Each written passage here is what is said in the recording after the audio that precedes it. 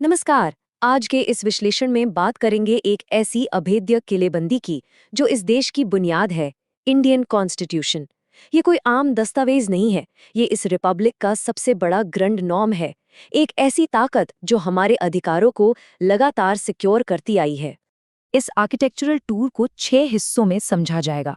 Evolution और salient features से शुरू करके preamble, right to equality, fundamental freedoms, remedies और आखिर में डायरेक्टिव्स और फंडामेंटल ड्यूटीज तक जाएंगे।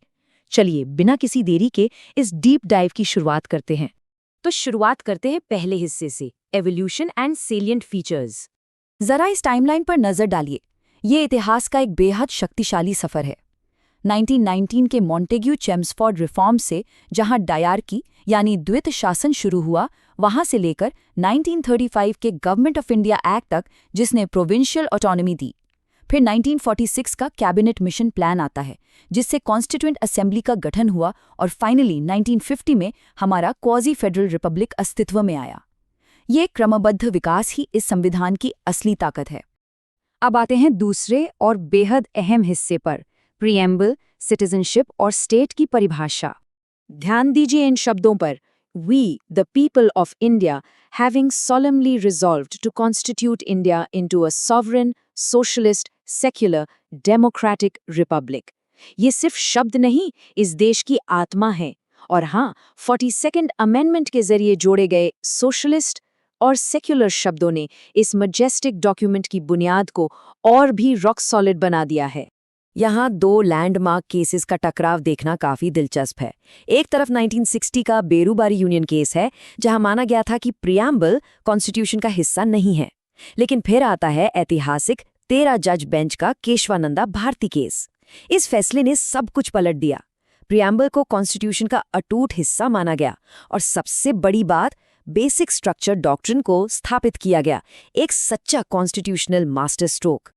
अब एक बड़ा सवाल उठता है कि आर्टिकल 12 के तहत आखिर ये स्टेट या राज्य है क्या? इसे समझने के लिए प्रदीप कुमार बिस्वास केस का deep and pervasive control test बिल्कुल परफेक्ट है। सिंपल शब्दों में, अगर किसी संस्था पर सरकार का डीप एंड परवेजिव कंट्रोल है और वो पब्लिक इंपॉर्टेंस का काम करती है, तो ऑटोमैटिकली वो स्टेट कहलाएगी। ये डेफिनेशन बिल्कुल क्रिस्टल क्लियर है। तीसरा हिस्सा है the right to equality, fundamental rights का सबसे मजबूत और अनकॉम्प्रोमाइजिंग स्तंभ। आर्टिकल 14 में दरअसल दो अलग विचारधाराएं मौजूद हैं। एक है इक्वालिटी बिफोर लॉ, जो इंग्लिश कॉमन लॉ से लिया गया एक नेगेटिव कॉन्सेप्ट है, मतलब सीधा सा है, कोई भी कानून से ऊपर नहीं है। और दूसरा है इक्वल प्रोटेक्शन ऑफ लॉज, जो यूएस 14th अमेंडमेंट से निकला एक पॉजिटिव कॉन्सेप्ट है। इसका अर्थ है कि समान परिस्थितियों में समान व्यवहार होना चाहिए। अब आर्टिकल 14 को इन दो लैंडमार्क केसेस के जरिए समझते हैं। अनवर अली सरकार केस ने इंटेलिजिबल डिफरेंसिया और रीजनेबल क्लासिफिकेशन का आधार तय किया। लेकिन फिर आता है ईपी रोयापा केस, जिसने एक नया पन्ना खोला और डंके के चोट पर घोषित किया कि equality and arbitrariness are sworn enemies. सीधी सी बात है, जहां मनमानापन या आर्बिट्ररीनेस है, वहां इक्वालिटी कभी टिकी नहीं सकती। आर्टिकल 16 के तहत पब्लिक एम्प्लॉयमेंट में रिजर्वेशंस की जब भी बात आती है, इंदिरा साहनी केस के नियम आज भी पत्थर की लकीर हैं। नियम बिल्कुल स्पष्ट हैं। रिजर्वेशंस पर 50% की सीलिंग होनी चाहिए, ओबीसीज में से क्रीमी लेयर को एक्सक्लूड करना जरूरी है और रिजर्वेशंस सिर्फ एंट्री लेवल तक सीमित रहेंगे। और इसी सिलसिले में हाल ही का जनहित अभियान केस देखना बेहद जरूरी है।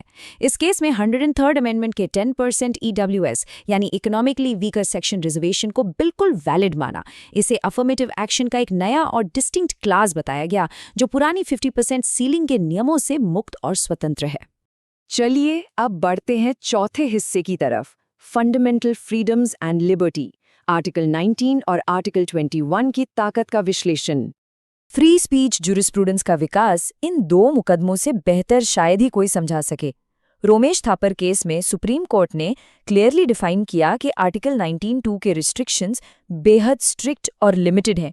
स्पीच को पब्लिक ऑर्डर के नाम पर ऐसे ही आर्बिट्रेरी तरीके से नहीं रोका जा सकता। वहीं आधुनिक दौर में श्रेया सिंघल केस ने इंफॉर्मेशन टेक्नोलॉजी एक्ट के सेक्शन 66A को अनकॉन्स्टिट्यूशनल घोषित किया।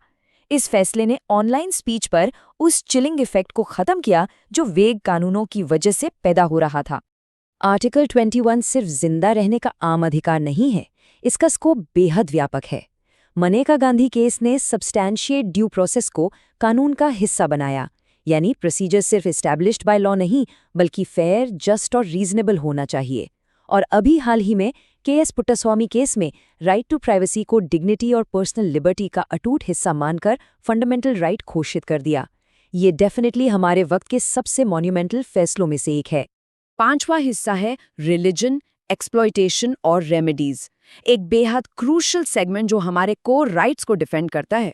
यहाँ फोर्स्ड लेबर के लीगल स्कोप को समझना लाजमी है। PUDR versus union of India case ने इस्टेब्लिश किया कि आर्थिक मजबूरी या इकोनॉमिक कंपल्शन के कारण मिनिमम वेज से कम पर काम करना भी आर्टिकल 23 के तहत फोर्स्ड लेबर में आता है।